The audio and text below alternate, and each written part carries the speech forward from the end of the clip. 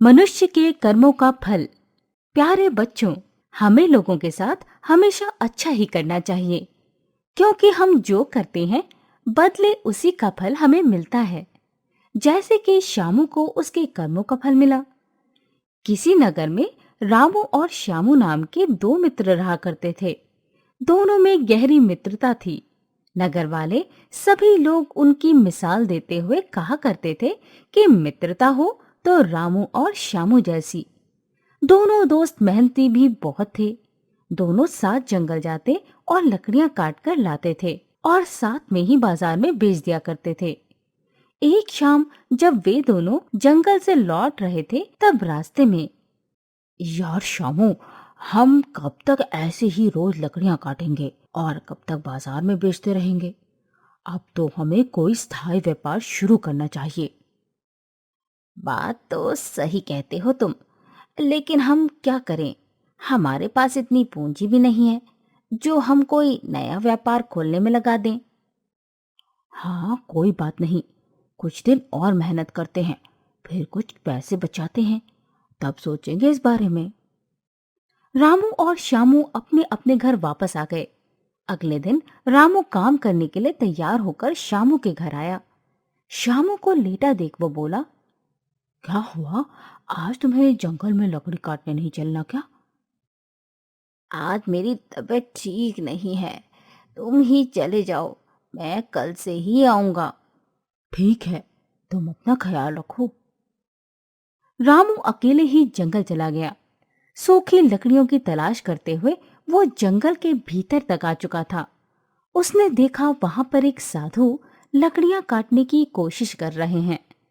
रामू उनके पास गया और बोला, आप क्या कर रहे हैं? मुझे चूल्हा जलाने के लिए लकड़ियों की जरूरत है, क्या तुम मेरी मदद करोगे?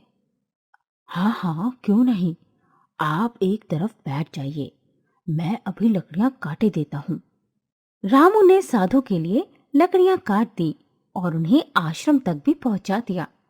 साधु ने खुश होकर रामू से कहा, बेटा, तुमने अपना काम छोड़कर मेरी सहायता की, तुम बहुत मेहनती हो।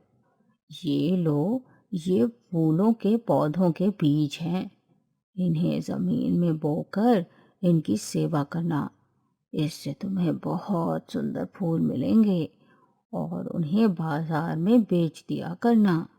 आपका बहुत बहुत धन्यवाद पापा, अब मैं चलता हूँ। रामू घर आ गया। उसने साधु के कहे अनुसार बीज जमीन में बो दिए और आराम करने चला गया।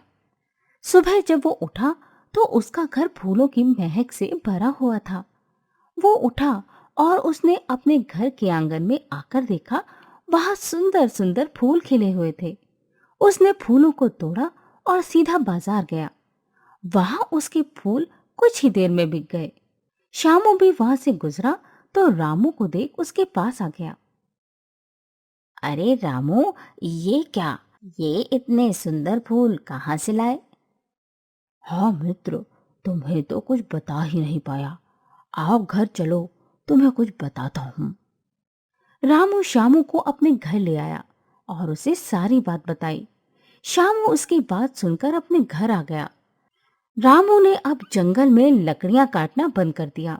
श्यामू अकेले ही जंगल जाता था और लकड़ियां बाजार में बेचा करता था।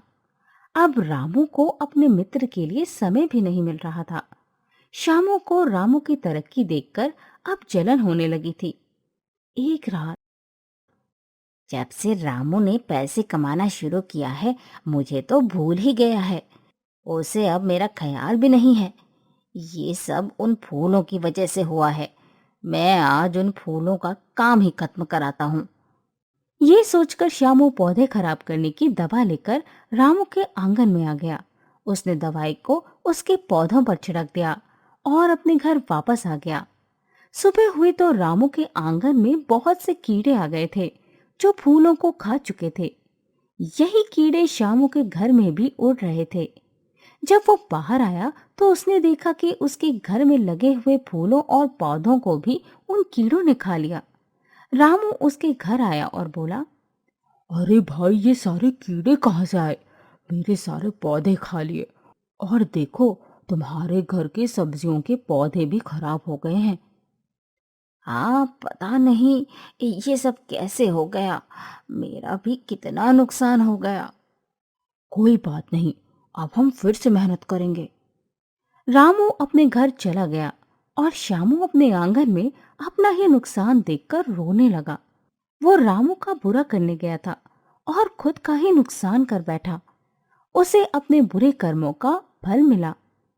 इसलिए बच्चों, हमें हमेशा दूसरों के साथ अच्छा करना चाहिए, जिससे हमारे साथ भी अच्छा ही हो। किसी के लिए भी अपने मन में जलन का भाव नहीं रखना चाहिए।